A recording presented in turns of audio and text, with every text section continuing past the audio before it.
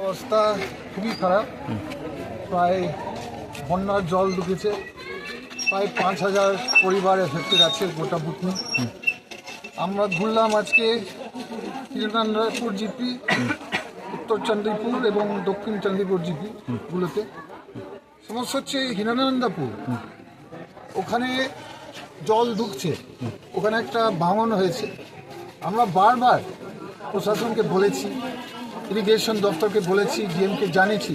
এমন 6 মাস আগে আমি আর এমএলএ সাহেব ওই স্পটে ঘুরেছি। আমরা বললাম যে আগামী দিন আবার বন্যা আসবে, ভাঙন হবে, আপনারা প্রিপেয়ার থাকুন।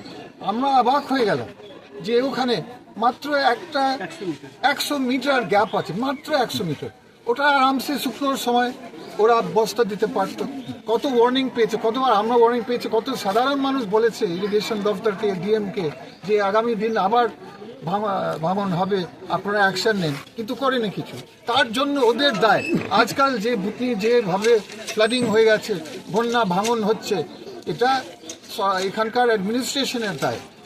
ডিএম, এখানে ইরিগেশন দপ্তর কি করছিল এতক্ষণ, কি করে 3 সপ্তাহ ইরিগেশন দপ্তর বোট নিয়ে ঘুরছে, লঞ্চ নিয়ে ঘুরছে। আমার সঙ্গে দিল্লি আমার পার্লামেন্ট চলছিল, পার্লামেন্ট এই বিষয় গঙ্গা ভাঙনের বিষয় এবং বুটনি আমি 2 বার তুলেছি পার্লামেন্টে। আমি বলেছি কেন্দ্র সরকার যে আপনাকে পুরো টাকা দিতে হবে, যেভাবে ইউপিএ সরকার দিত টাকা, যেভাবে ইউপিএ সরকার গোটা গঙ্গা মালদা এবং মুর্শিদাবাদ দেখতো, আমাদের ইউপিএ সরকার বড় বড় কাজ করতো, আপনার এই যে পাথরের কাজ এবং ওইগুলো জিও টিউবের কাজ, ওইগুলো কাজ আর হচ্ছে না, খালি বস্তার কাজ হচ্ছে।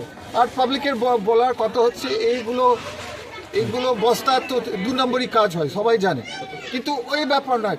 আমাদের সবচেয়ে বড় কমপ্লেন টাইমে কেন ফেলেনি, এখানে কোনো ক্ষমা নেই কেন?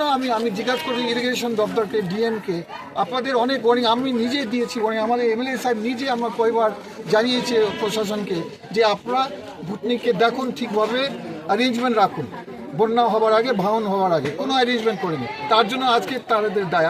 আজকাল বিভিন্ন মানুষের বাড়ি ডুবে গেছে, বিভিন্ন মানুষের ফসল ডুবে গেছে, কে টাকা দেবে, কে কম্পেনসেশন দেবে? এত বড় মানে ক্ষতি হয়েছে, ক্ষতিপূরণ কে দিবে? কি সরকার দিবে? সরকার কেন এগুলো জিনিস দেখেনি? সরকার কি ঘুমিয়ে আছে? রাজ্য সরকার কি ঘুমিয়ে আছে? কেন্দ্র সরকার কি ঘুমিয়ে আছে?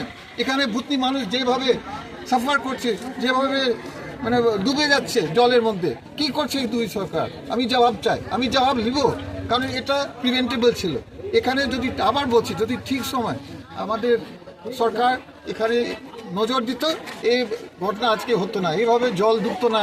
আমরা দক্ষিণ চন্দ্রপুরে আছি, দক্ষিণ চন্দ্রপুর তো গঙ্গার পাশে নাই, তবুও ওখান থেকে জল এসছে দক্ষিণ চন্দ্রপুর, আর এখানে বিরাট বন্যা হয়েছে, মানুষের বাড়ি ফ্লাডিং হয়েছে, রাস্তা আপনারা দেখেছেন, রাস্তা ডুবে গেছে, বাড়ি ডুবে গেছে, ফসল ডুবে গেছে। উত্তর চণ্ডীপুর বাসিন্দাদের অভিযোগ হচ্ছে কি, আমরা মথুরাপুর এলাকা থেকে সব জিনিসপত্র আনি, রেশন সামগ্রী, কিন্তু এখন এই যে বিচ্ছিন্ন হয়ে গেছে যোগাযোগ, এর ফলে প্রশাসনকে বলে কেবলমাত্র একটি ছোট নৌকার ব্যবস্থা করেছে, খুব সমস্যা হচ্ছে, কি বলবেন এই বিষয়ে? কারণ যেহেতু সংকলতলা থেকে এখানে আমাদের উত্তর চন্দ্রপুর মাত্র একটা বুথ, ওখানে তো 10টা বুথ, ওই 10টা বুথের লোকরা হসপিটাল যদি যাওয়ার প্রয়োজন থাকে বা এটা তো মেন রাস্তা উত্তর চন্দ্রপুর, এখানে তো মালদা যাওয়ার মেন রাস্তা, কি করে যাবে ওরা?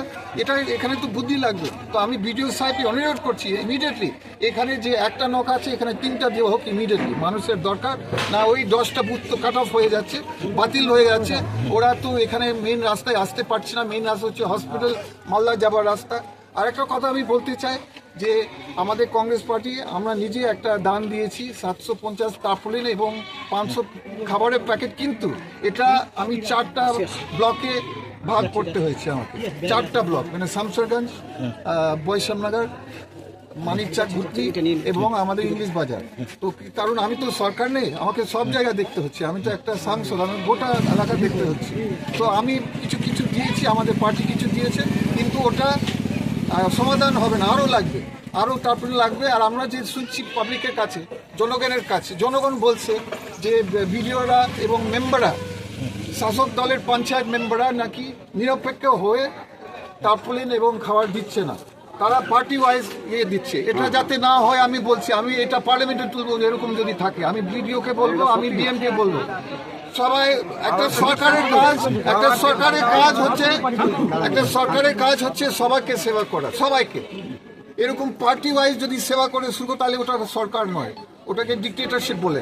আমি আজকে ওয়ার্নিং দিচ্ছি, আমি অনুরোধ করছি, দাবি করছি বিডিও সাহেবের কাছে উনি ব্যাপারটা ইমিডিয়েটলি দেখুক এরকম কেন হচ্ছে, যে পার্টি ওয়াইজ এরা টার্পুলিন দিচ্ছে, পার্টি ওয়াইজ রিলিফ মেটেরিয়াল দিচ্ছে। এটা আমাদের সংবিধানের বিরোধী, এটা আমাদের দেশের আইনের বিরোধী।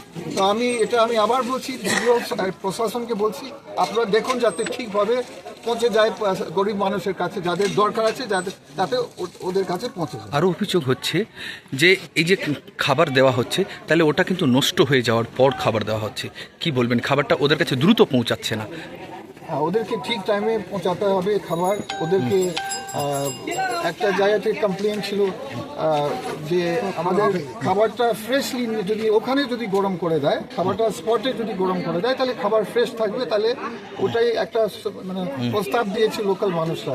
ওই হিরানন্দপুরের যেখানে 600 লোক আটকে আছেন, বাড়ি হারিয়ে ফেলেছেন, ওরা ওখানে আছে, ওরা এই প্রস্তাব দিয়েছে।